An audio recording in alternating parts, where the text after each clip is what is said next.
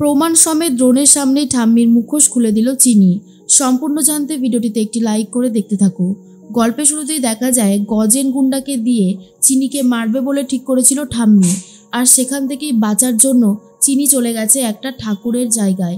আর সেইখানে গিয়েই বলতে থাকে, পুরোহিত মশাই আমাকে বাঁচান, আমার পেছনে কতগুলো গুন্ডা লেগেছে, আসলে আমাকে সত্যি কথাগুলো বলতে দেবে না বলে খারাপ লোকের চাল এটা। পুরোহিত মশাই বলে, তুমি যখন এই মন্দিরে এসেছো তুমি নিরাপদে রয়েছো, তুমি এসব নিয়ে ভেবো না, নাও মায়ের আরতিটা করো।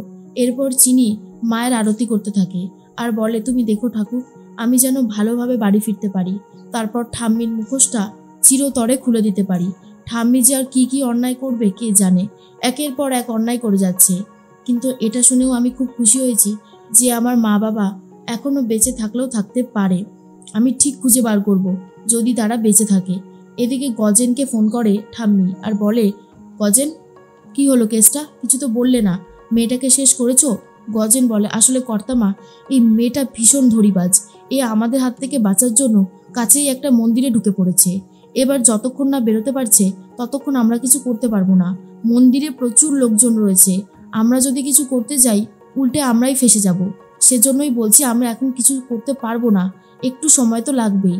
ঠাম্মি তখন বলে, উফ, এই মেয়েটা দেখছি আমাকে কোনোভাবেই শান্তিতে থাকতে দেবে না। গজেন ফোনটা রেখে দেয়।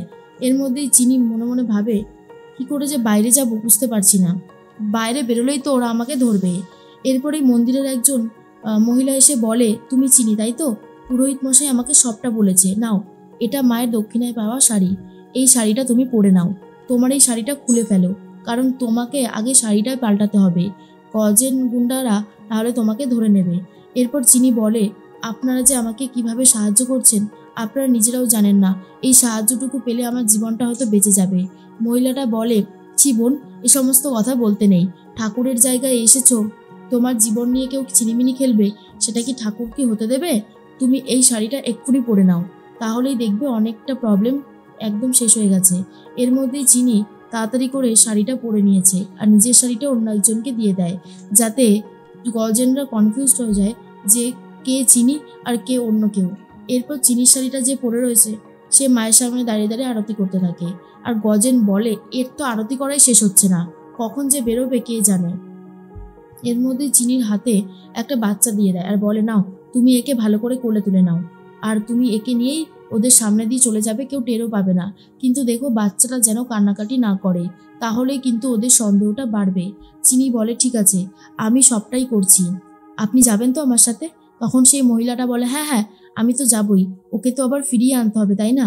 এর মধ্যে গজেনকে আবারও ফোন করেছে ঠাম্মি আর বলে, গজেন এখনো চিনি বেরোয়নি, এদিকে আমার দাদুভাই খুঁজতে বেরিয়ে গেছে, উফ কি যে হবে। এদিকে গজেন তো ফোনে কথা বলছে, গজেনের সামনে দিয়েই চিনি বাচ্চাটাকে কোলে করে নিয়ে বেরিয়ে যায়। যেহেতু বাচ্চাটা কোলে রয়েছে শাড়িটাও আলাদা, বুঝতেই পারেনি গজেন।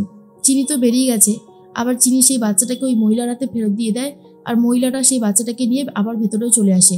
এত কিছু হয়ে গেছে কিন্তু গজেন খেয়াল করেনি। গজেন বলে, আর বলবে না কর্তামা, এই মেয়েটা আরতি করে যাচ্ছে, বেরোক তারপরে আমরা জব্দ করছি। অন্যদিকে দ্রোণ তো গাড়ি চালায় আর মনে মনে ভাবে, চিনি যে কোথায় গেল কে জানে, এতটা রাত হয়ে গেল, ওর আবার কোনো বিপদ হলো না তো। ঠাম্মি ঘরের মধ্যে বসে বসে ভাবছে, চিনিকে জব্দ করতেই হবে, চিনিকে এই বাড়িতে ফিরতে দেওয়া যাবে না। এরপরে হঠাৎ করে দেখে যে কেউ এক পাত্রে এক ছাই রেখে গেছে আর সেখানে লেখা রয়েছে, আপনি একজন খুনি। এটা দেখার পর তো ঠাম্মি চমকে গেছে আর বলে, কে কে এসেছিল এখানে, তবে কি চিনি? কিন্তু চিনি এখানে কি করে আসবে, আমি তো কিচ্ছু বুঝতে পারছি না। এরপরে গজেনকে ফোন করেছে আর বলে, চিনি কোথায় রয়েছে আর তোমরাই বা কোথায় রয়েছো? গজেন তখন বলে, আমরা তো মন্দিরের বাইরেই রয়েছি আর চিনি তো ভেতরেই রয়েছে, চিন্তা করবেন না, আমরা এখানে ঘাটে গেড়ে বসে আছি, ও বেরোলেই ওকে ধরবো। কিন্তু ঠাম্মি তো হিসাব পাচ্ছে না, সে তো মনে মনে ভাবে চিনিকেই দেখলাম।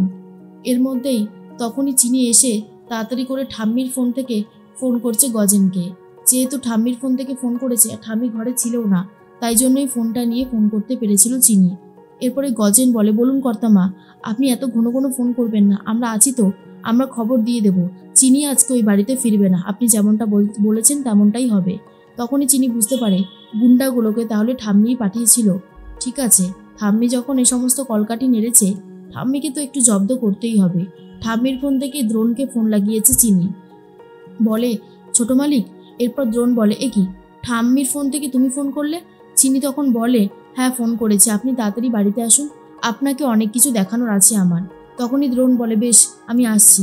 এর মধ্যেই দ্রোণ তো বাড়িতে চলে এসেছে। আর তখনই ঠাম্মি বলে, আমি বুঝতে পারছি না যে দ্রোণও চলে আসলো, চিনি কোথায়।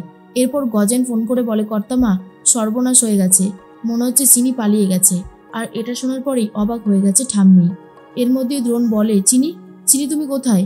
ঠাম্মি বলে, চিনি চিনি তো এই বাড়িতে আসেনি। তখনই অন্তরা বলে, এই দ্রোণ তুই এসব কি বলছিস রে, চিনি এই বাড়িতে কখন আসলো আবার? দ্রোণ তখন বলে, এসেছে এসেছে বলেই তো বললাম।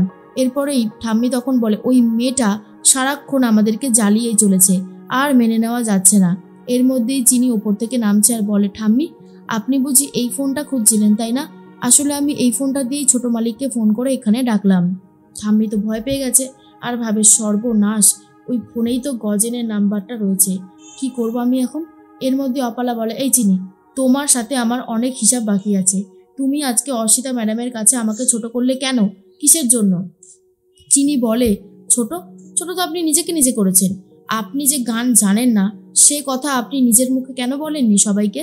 আপনি ওই রকম গান গাইতে গেছিলেন বা কেন? বলুন, উত্তর দিন। আপনি যদি নিজেকেই নিজে ছোট করে থাকেন তাহলে তার দায়ভার নিশ্চয়ই আমার না। আশা করি বুঝতে পেরেছেন কথাটা। এরপরেই তো আরো বেশি রেগে যায় অপালা আর বলে, দেখলে দেখলে ঠাম্মি কিভাবে আমার সাথে কথা বলছে। এরপরেই অন্তরা বলে, কি হয়েছেটা কি চিনি, তুই এরকম ভাবে কথা বলছিস কেন? চিনি তখন বলে, আর কিভাবে বলবো, যেভাবে বলা সেভাবেই তো বলছি। ছোট মালিক, আজকে ঠাম্মি কোনোভাবেই চাইছিল না অসিতা ম্যাডামের কাছ থেকে গিয়ে আমি সমস্ত সত্যিটা জানতে পারি। যাই হোক, সেখানে আমি গিয়েও ছিলাম, আমি সত্যিটা জানতেও পেরেছি। সত্যিটা জেনে যখন বাড়িতে ফিরছিলাম তখনই কিছু গুন্ডা আমার উপর অ্যাটাক করে। আর তারপরে আমি বাঁচতে মন্দিরে গিয়ে আশ্রয় নিই। সেখান থেকে একজনের দেওয়া শাড়ি পরে বেরিয়ে আসি। তাই জন্যই গুন্ডাগুলো আমাকে চিনতে পারেনি আর আমাকে ধরতেও পারেনি। আর এই গুন্ডাগুলো কে পাঠিয়েছিলেন জানেন? স্বয়ং ঠাম্মি নিজে। ঠাম্মি তখন বলে, মিথ্যে কথা, আবারও মিথ্যে কথা বলছে এই চিনি। বিশ্বাস করো দাদু ভাই, আমি এসব কিছুই করিনি। আচ্ছা চিনি, তুমি আমাকে বিপদে ফেলতে চাও কেন? কি লাভ পাও আমাকে বিপদে ফেলে, আমি তো সেটাই বুঝতে পারছি না। তখনই চিনি বলে, বিপদে আমি আপনাকে ফেলছি না ঠাম্মি, আপনি আমাকে বিপদে ফেলেছেন ইচ্ছে করে। এই সমস্ত প্রমাণ কিন্তু আমি দিতে পারি। এই ফোন থেকে ফোন করলেই গজেন গুন্ডার নাম্বার বেরোবে, গজেন গুন্ডা কথাও বলবে। এরপরে বলুন আপনি কি করে সবটাকে চেপে রাখবেন? আপনি যেই কুকর্ম দিনের পর দিন করে চলেছেন তার একটা শাস্তি পাওয়া দরকার, আর সেই শাস্তি আপনি পাবেনও। আপনি চিন্তা করবেন না, আপনার জন্য অনেক কিছুই অপেক্ষা করছে। এরপরেই দ্রোণ বলে, চিনি তোমাকে আমি একটা কথা জানিয়ে রাখি, তুমি আমার স্ত্রী, আর আজকে থেকে তুমি আমার ঘরেই থাকবে, তুমি অন্য কোথাও থাকবে না। আর এটা শোনার পর চিনি খুবই খুশি হয়ে যায়। অন্তরা মনে মনে বলে, কি যে হচ্ছে এই বাড়িতে কিছুই বুঝতে পারছি না।